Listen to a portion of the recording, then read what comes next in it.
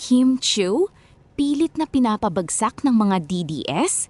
Sa pinakabagong post ni Kim ay ipinahayag nito na dapat na umanong sumuko ng taong binoto umano ng marami para maging senador.